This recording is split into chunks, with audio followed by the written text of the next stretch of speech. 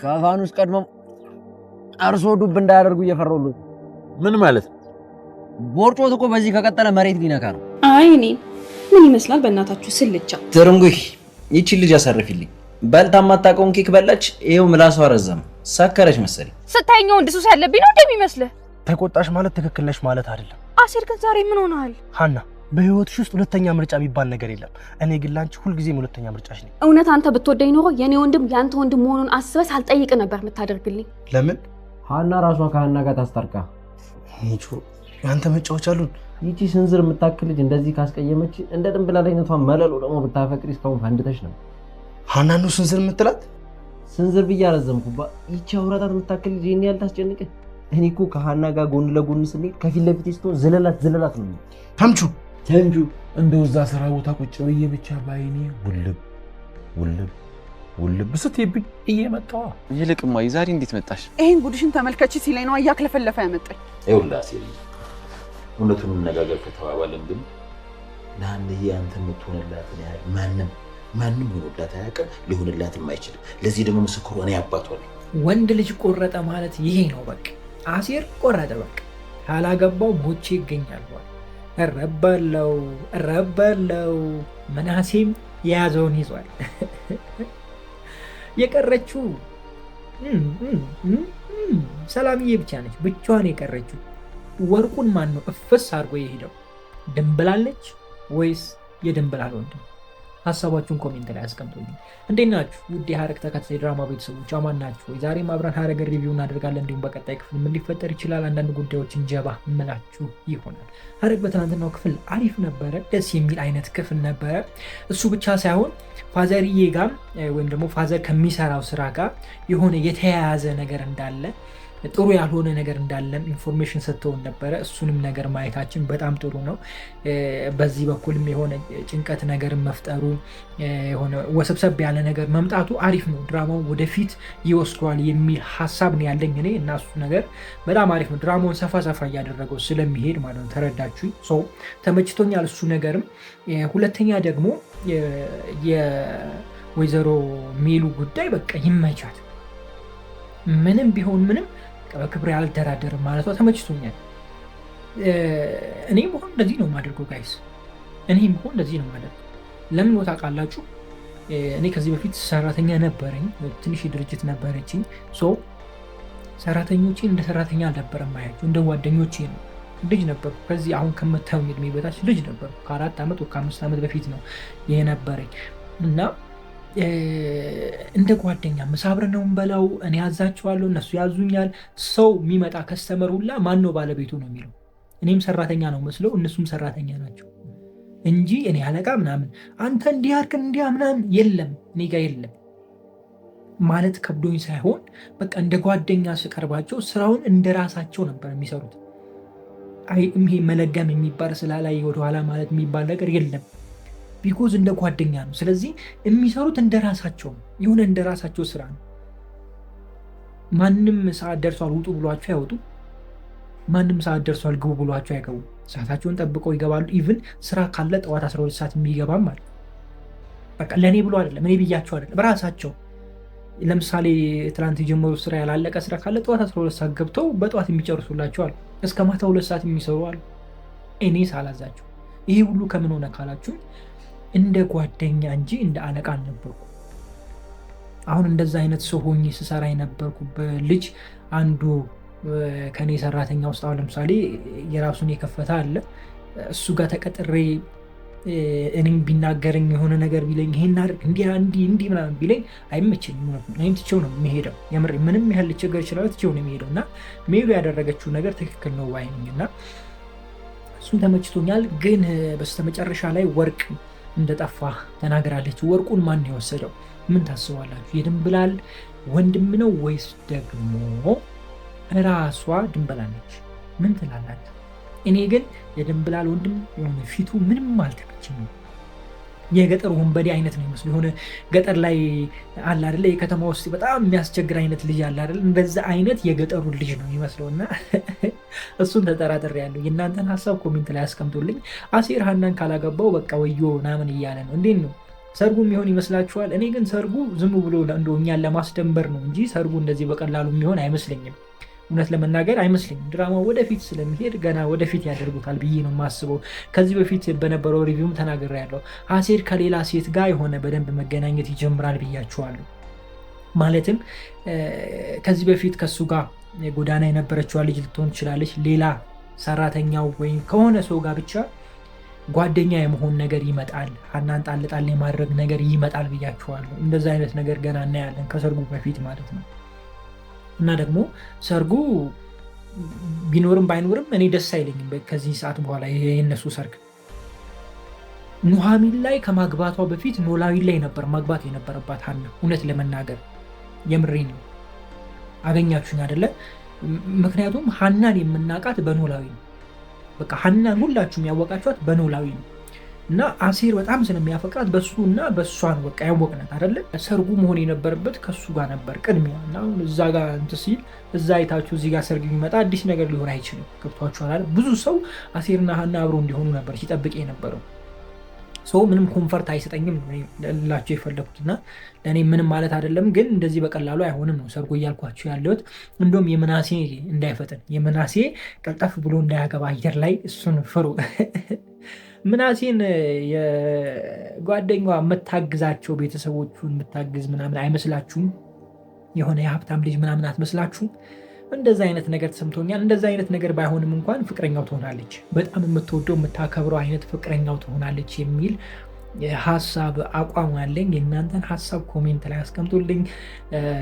በቀጣይ ክፍል እንግዲህ ሰፊውን ነገር በደንብ የምታዩት ይሆናል። ብዙ ነገር ተፈጥረዋል። እነዛን ነገር በቀጣዩ ክፍሎች በደንብ የምናያቸው የሚሆን ይሆናል። የወርቁም ጉዳይ ይፋ ይወጣል እና እስኪ እንግዲህ የእናንተን ሀሳብ ኮሜንት ላይ አስቀምጡልኝና ምን እንደሚፈጠር የምናየው ይሆናል። አቶ ኖላዊ በትናንትናው ክፍል እጅግ በጣም ነው ያስደሰቱ። ለምን አትሉኝም? አሴርን እንደ ልጁ በቃ ትክክል ነህ አሴር፣ መፍራትም አለብን። እቺ ልጅ እንደዚህ ነች። ወጥቷቸዋል። አሴርን አላሳደገውም፣ ሀናን ያሳደገው። ለሀና ግን ሳያደላ እውነታውን ለአሴር መናገሩ፣ አሴርን መደገፉ በጣም ተመችቶኛል። አሴርና ተምቹ መሀልም የተፈጠረው ነገር በቃ በጣም ያዝናና ነበር የትላንትናው ክፍል። በቃ ሁለቱም ተስተካክለው ጥሩ ነገር እየሰሩ ገብቷቸዋል። ተምቹ ሳይቀየር ልክ እንደዚህ አብሮ ሲሆኑ ድራማው ደስ የሚለው ጨዋታቸውም የሚጥሙ እንደዛ ሲሆኑ ብዬ ከዚህ በፊት ተናግሬ ነበርና እሱን ነገር ስላሳያችሁ ከልቤ አመሰግናለሁ። ተመችቶኛል አለ አይደለ ጋይስ? ለምሳሌ ተምቹ ባለፈው በቃ እንደተበላሸው ማንንም አልሰማ የራሳቸው ጉዳይ ምናምን ብሎ የራሱን ዓለም እየኖረ ከአሴር ጋር መቶች የለመድናትን ቀልድ ልቀልድ ቢል ምንም ደስ አይለንም፣ ኮንፈርትም አይሰጠንም አይደለ ጋይስ? አሁን ግን በቃ አሴርን ጋር ተስማምተው ባህሪው ተስተካክሎ ሲሆን እንዴት ደስ እንደሚሉ በቃ ሲቀልዱ ምናምን ሲተራረቡ ምናምን ያለው ነገር በጣም ያምር ነበር፣ ያበደ ነበረ። ብቻ ጸዴ ነበረ የትላንትናው ክፍል። ለማንኛውም በቀጣዩ ክፍል በሰፊው እንገናኛለን። ለዛሬ እዚህ ጋር ይበቃኛል። በጣም ነው የምወዳችሁ። ክፉ አይንካችሁ፣ እንደዙ አልፏችሁ፣ ይሳካላችሁ፣ ይመርባችሁ፣ ቀናችሁን ብሩ፣ ሌታችሁን ብሩ ይሆንላችሁ እያልኩኝ በዚህ ተሰናበትኳችሁ። ኖላዊ በትናንትና ክፍል አሾይና ነበረ። ምዕራፍ ሁለትን ግን እንዴት እያያችሁት ነው ጋይስ? አልተመቻችሁም? እኔ መጨረሻ ነው የተመቸኝ። በቃ ሁሉም ጋ ያለው ነገር በጣም ተመችቶኛል። በቃ ልጆች ተከፋፍለው እናታቸውን ለማገዝ ወደ ብዙ ቦታ ሲሄዱ ምናምን እያየን ነውና በጣም ያበደ ነው። ምናሴ ጋም ስትሄዱ ምናሴ ጋም ያለው ነገር፣ ስራ ቦታ ላይ የሚያጋጥማቸው ነገሮች፣ በዛ በኩል ደግሞ አሴር ገንዘቡን ያገኘበት መንገድ ብቻ ያበደ ነበረ። እኔ ከዚህ በፊት ያነሳሁት ሀሳብ ነበር። ይሄ ድራማ አሴር ሳይቀየር ተምቹ ሳይቀየር በፍጹም ማለቅ የለበትም። ካሉበት ዝቅታ ተነስተው ከፍ ብሎ ነው ማለቅ ያለበት የሚል ሀሳብ በተደጋጋሚ ሳነሳ ነበርና ምዕራፍ ሁለት ኖሮት ደግሞ ይህንን ነገር ስላየው እኔ በጣም ደስ ብሎኛል። ግን በትናንትናው ክፍል ትንሽ ያሸማቀቀኝ ሰላምዬ አሴርና ሀናን ስታስተናግድ ሳይ በጣም ተሸማቀቁ። ወይኔ በኢየሱስ ያማል። ፔኑ ምን ያህል እንደሆነ እናንተ አታውቁም። ሀና እህቷ ነች፣ ችግር የለውም። አሴር ከእሷ በታች የነበረ ስትንቀው የነበረ ምናምን በቃ አሴር ላይ ብዙ ጊዜ ሪያክት ስታደርግ ነበረ ሀና ምናምን እና በዚህም አለ በዛ እዛ ቦታ ላይ ለእሷ እንደዛ ሆና መገኘቷ ትንሽ ያማል። እውነት ለመናገር እኔ በህይወቴ ስላሳለፍኩት ነው እንደዚህ የምላችሁ። ካላችሁበት ከፍታ መውረድ በጣም ያማል። በቃ ማለት አትለምዱትም። ያንን በፊት እኮ አሳልፋችሁ ሊሆን ይችላል ያንን ህይወት፣ ወይም ደግሞ እንደ ማንኛውም ሰው አሳልፋችሁ ሊሆን ይችላል፣ ኖራችሁ ሊሆን ይችላል። ግን ከፍ ካላችሁ በኋላ መውረድ ደግሞ ያማል፣ አይለመድም ያ ፓርቲ እና ሰላምዬ እንደዛ ስትሸማቀቅ በጣም ነበር የከበደኝ እውነት ለመናገር። ማለት ይሄ ፊል ሳደርገው ነበር እኔ ያሳለፍኩትን ነበር ሲሰማኝ የነበረው እና ትንሽ እውነት ለመናገር እሱ ጋር በጣም አዛዘነችኝ ሰላምዬ። ከዛ በዘለለ ተምቹ ደግሞ በቃ መቀየር ጀምሯል። ተምቹ ልብ ቢገዛ ጥሩ ነው። ያልሆነ ሪያክሽን እያመጣ ነው ገንዘብ ከመጣ በኋላ እና ቢስተካከል ጥሩ ነው ብዬ አስባለሁ ተምቹ። ምክንያቱም ሁለቱ በፍቅር ነው መቀጠል ያለባቸው ብዬ ነው ማስበው። ብዙ ነገር ያሳለፉት ሰዎች ስለሆኑ የገንዘብን ቫሊዩ ይረዱታል። ብዙ ባይጠፋ ጥሩ ነው ብዬ አስባለሁ ተምቹ ተስተካክሎ ቢመጣልን ደስ ይለናል። ከዚህ በዘለለ ብዙ ነገሮች ይጠበቃሉ። ይሄ ገና ጅማሬ ነው። ወደፊት ገና ብዙ ነገሮች የምናይበት ተከታታይ ድራማ ይሆናል። መስፍኔም ወደ ኢትዮጵያ ይመለሳል። መመለስ ብቻ ሳይሆን ደግሞ ከዛም ሆኖ ብዙ ነገሮችን የሚያስተካክል ይሆናል። እናንተስ ምን ታስባላችሁ? በዚህ ድራማ ላይ ምን አስተያየት አላችሁ? ምዕራፍ 2ንስ እንዴት እያገኛችሁት ነው? እስኪ ሀሳባችሁን ኮሜንት ላይ አስቀምጡልኝ። ምዕራፍ 2 ተጀመረ። ዋው እንኳን ደስ አላችሁ። ምንም ያህል ሳይቆይ ምዕራፍ 2 ተጀምሮላችኋል። እንግዲህ በትላንትናው ክፍል በጣም ደስተኛ እንደሆናችሁ ተስፋ አደርጋለሁ። እንዳይናፍቃችሁ ለማድረግ የተሻለንን ያህል ሙከራ አድርገን ነበረ፣ ተሳክቶልናል። በሚገርም ሁኔታ የመጀመሪያውን ቫይብ ይዞ የመጀመሪያውን አይነት ይዘት ይዞ የመጀመሪያውን አይነት በቃ ሙሉ በሙሉ በሚባል ደረጃ የሆነ ፊል የምታረጉትን አይነት ስሜታችሁን የሚነካ አይነት ፊል ይዞ ወይም ፊሊንግ ይዞ እኔ የመጣው ኖላዊ ምዕራፍ 2 ያበደ ነው። ወድጀዋለሁ። ከሀ እስከ ፐ ነው ማይ የምሬን ነው የምላችሁ። እኔ በጣም ወደው ተከታታይ ድራማ ነው። ብዙ ድራማዎችን ሪቪው ሳደርግ ታቁኛላችሁ። ሁሉንም አላይም፣ ኮንፈርሜሽን ይሰጡኛል፣ እሱን ነው ማወራው። ኮንፈርሜሽን ካላገኘው እከፍተዋለሁ፣ 10 ደቂቃ አረገዋለሁ፣ 20 ደቂቃ አረገዋለሁ፣ አለቀ ድራማው። ከዛ መጥቼ አወራለሁ። እውነቴን ነው የምነግራችሁ። ከደብራችሁ ይደብራችኋል። ምክንያቱም 30 ደቂቃ አይቼ አንዳንዱ 40 ደቂቃ አንዳንዱ 50 ደቂቃ ነው። ያን ሁሉ ደቂቃ አይቼ እንደገና ለመቀረጽ ገብቼ እንደገና ኤዲት አድርጌ እንዴት ሊሆን ይችላል? አይሆንም። ግን ኖላዊ ተከታታይ ድራማ ከመጀመሪያ ጀምሮ ሳይ ነበረ። ከሀና ልጅነት መታወቅ በኋላ ነው ብዙ ነገሮችን ወደኋላ ማለት የጀመርኩት እንጂ መጀመሪያ አካባቢ የነበረው ነገር በጣም ያበደ በጣም አስተማሪ ድራማ ነበረ። አሁንም ደግሞ በተሻለ መልኩ ህይወትን የምትማሩበትን ኖላዊ ተከታታይ ድራማ ብቻ ሳይሆን የሚኖር ህይወት ነው እያልኩ ነበረ ሪቪው ሳደርግ የነበረው። ታውቃላችሁ፣ ይህንን ማለት ያቆምኩት ከሆነ ጊዜ በኋላ ነው። ኖላዊ ድራማ ብቻ ሳይሆን የሚኖር ህይወት ነው ያልኳችሁ ይህንን ነው። እንዴት ናችሁ ውድ ኖላዊ ተከታታይ ድራማ ቤተሰቦች? አማን ናችሁ? የዛሬ ኖላዊ ሪቪው እናደርጋለን። እንዲሁም በቀጣይ ክፍል ምን ሊፈጠር ይችላል አንዳንድ ጉዳዮችን ጀባ እምላችሁ ይሆናል። ኖላዊ እውነት ለመናገር በትናንትናው ክፍል በጣም ደስተኛ ሆኜበታለሁ። እውነት ለመናገር ያው ከዚህ በፊት ሪከመንድ አድርጊያችኋለሁ። ሰላምዬ ሰራተኛ ትሆናለች ብያችኋለሁ። ሀና በዶክተሬቷ ትጀምራለች ብያችኋለሁ። ምናሴ ጫማ ይጠርጋል ብያችኋለሁ። እንደገና ደግሞ እነ ተምቹ ወደ ሀብት ማማ ይሄዳሉ ብያችኋለሁ። በቃ ያልኳችሁን ይኸው ጀመረላችሁ። በቃ ምንም ማድረግ እና ላይክ አይገባኝም ጋይስ። እኔ እንደው ልባችሁን እያሳረፍኳችሁ እንደዚህ ላይክ ካላደረጋችሁ መቼ ነው ላይክ የምታደርጉ? ቶሎ ብላችሁ ላይክ አድርጉ። ለማንኛውም የትላንትናውን ክፍል እንዴት አገኛችሁት? ከከፍታ ላይ ወርዳችሁ ዝቅታን ማየት በጣም ያማል። እውነት ለመናገር በጣም ያማል። እኔ ስላየሁት በህይወቴ ስላየሁት የራሴን ነበረ ፊል ሳደርግ የነበረው። ጥሩ ከነበረኝ ነገር ላይ ወርጄ ምንም ማጣት በጣም ይከብዳል። እውነቴን ነው የምላችሁ። መኪና ለምጄ በእግር መሄድ በጣም ነበር የሚጨንቀው። ዝናብ የማያቀኝ ሰውዬ ዝናብ ሲመታኝ ያም ነበረ። ፔኑ እንደዚህ እንደምታዩት አይደለም። እኔ ላይ ደርሶ አይችሁም። የምሬን ነው የምላችሁ። የሆነ ነገር ከለመዳችሁ በኋላ ከዛ ከፍታ መውረድ በጣም አስቀያሚ ነው ከሚባለው በላይ። የምሬን ነው። ለሆነ ያክል ዓመታት 4 ዓመት ወር ምናምን ዝናብ ነክቶን ያውቅ ጭቃ ይችላል።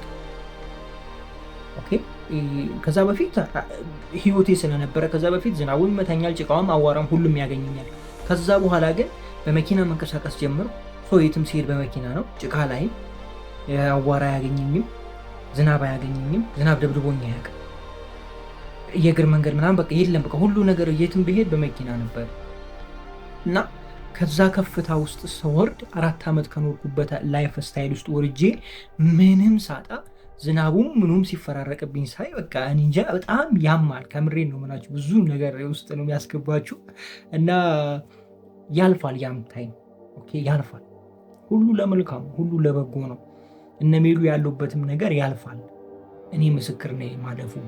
ይኸው ዛሬ በፊታችሁ መቆም ችያለሁ። እንደዛን ጊዜ እኔም አያልፍም በቃ ተስፋ ቆርጬ ነበር በህይወቴ። የምሬን ነው። ዛሬ እዚህ ላይ ራሴን አገኘዋለሁ ብዬ አላሰብም። ማለት ከዛ ህይወት በኋላ ብዙ ነገር ውስጥ ገብቻለሁ። ብዙ የማይጠቅሙ ህይወቶች ውስጥ ገብቻለሁ። ያን ነገር ስላጣሁ በብስጭቱ በተለያዩ ነገሮች ነበሩ እና ብዙ ነገር ውስጥ ትገባላችሁ። ከዛ ወጥታችሁ ስታዩት ደግሞ ተስፋ ከቆረጣችሁበት በቃ አበቃለት እኔ ጉዳይ ያልኩበት ጉዳይ እየተስተካከለ ይመጣል። ጊዜ ጠብቁ። ፈጣሪ ከእናንተ ጋር እስካለ ሁሉ ነገር ይስተካከላል እና በተስፋ መቁረጥ ውስጥ ያላችሁ ሰዎች ተስፋችሁን አለምልሙ። ተስፋችሁን ያለመለማችሁ ትችላላችሁ። ፈጣሪ የሚያግዛችኋል እና ብዙ ነገር ይስተካከልላችኋል። ምንም እንዳያሰጋችሁ። አያሰጋም ማለት አይደለም። እንደዚህ ስል ቀላል አርጌ ሳወራው ቀለል ያለ አይደለም። ቻሌንጅ ነው። እኔ ያውቀዋለሁ ምን እንደምትባሉ፣ ሰፈር ላይ ምን እንደምትባሉ። እንደዚህ ስላንተ ሲወራ ገዝሽዬ የሚለኝ ሰው እኔ ባሌም ስልከው የሚሄድ ቦሌም ስልከው የሚሄድ ሰውዬ እኔም ባላየ ሲጥሰኝ፣ እኔ በዚህ ስመጣ እሱ በዛ ሲሻገር እንደዛ ማየት ያማል እና ቀልድ አይደለም። እንደዚህ ሳወራ ቀለል አድርጌ ያልፋል። የማያልፍ ነገር የለም በዚህ ምድር ላይ የማያልፍ ነገር የለም። ሰኞ ማክሰኞን ከፈጠረ የእናንተ ህይወት ትላንትና ላይ ብቻ እንዲቀር ማን ፈቀደ? ማን ነገራችሁ ጋይስ? እንደዛ ብሎ የምር ማን ነገረ? እኔ አንዳንዴ ዝም ብዬ ራሴን ሳስበው ግርም ይለኛል። 1 ሰዓት ወደ 2 ሰዓት ከተቀየረ፣ ሰኞ ወደ ማክሰኞ፣ አመት ወደ ሌላ አመት ከተቀየረ እንዴ ህዳር ወደ ሌላ ምንድነው? ከህዳር ቀጥሎ ያለው ወሩ እንደው ጋይስ ወሩን አላውቀውም አይደለም። ወሩን ሰኞ ማክሰኞ ጠፍቶብኛል እውነት ለመናገር ምክንያቱም ቤት ነው ሙሉ ምናምን አላውቀውም። ወራት በወራት ከተተኩ፣ ቀኖች በቀኖች ከተተኩ የእኔ ታሪክ ታዲያ ለምንድን ነው የማይተኩ? ሌላ ምዕራፍ እንዴት የለውም ብዬ ላስብ ይችላል። እንደዚህ የምታስቡ ሰዎች ተሳስታችኋል። አስተካክሉላችሁ ፈልጌ ነው። የነሜሉ እንደዚህ መሆን ማንን ተጠያቂ ታደርጋላችሁ? ምን ታስባላችሁ? እስኪ እኔ ግን ነገሮች ያን ያህል የከፉ አይሆንም። ምክንያቱም መስፍንም ሄዷል። ይሄ ነገር እንደሚፈጠር ስላወቀ ነው መስፍን ይዟቸው ሄደው ሰው ገንዘብ ሰርቶ ያግዛቸዋል፣ ካሉበት ነገርም ያወጣቸዋል የሚል ሀሳብ ነው ያለኝ እኔ። እነ ተምቹ ምን ሰርተው ነው እዚህ ደረጃ የደረሱት? ይህንን ለእናንተ ጥያቄ ጠይቃለሁ። ለማንኛውም ዛሬ ብዙ ስራ ስላለብኝ ይህችን ብቻ ነው ማወራው። ከፈለጋችሁ ቀጥሎ ያለውን አውዲዮን መስማት ትችላላችሁ። በጣም ነው የምወዳችሁ። ክፉ አይንካችሁ፣ ክፉ መንዞ አልፏችሁ፣ ይሳካላችሁ፣ ይመርባችሁ፣ ቀናችሁ ጉዴታችሁ ብሩ ይሁንላችሁ እያልኩ ብዙ ሰናበትኳችሁ። ፒስ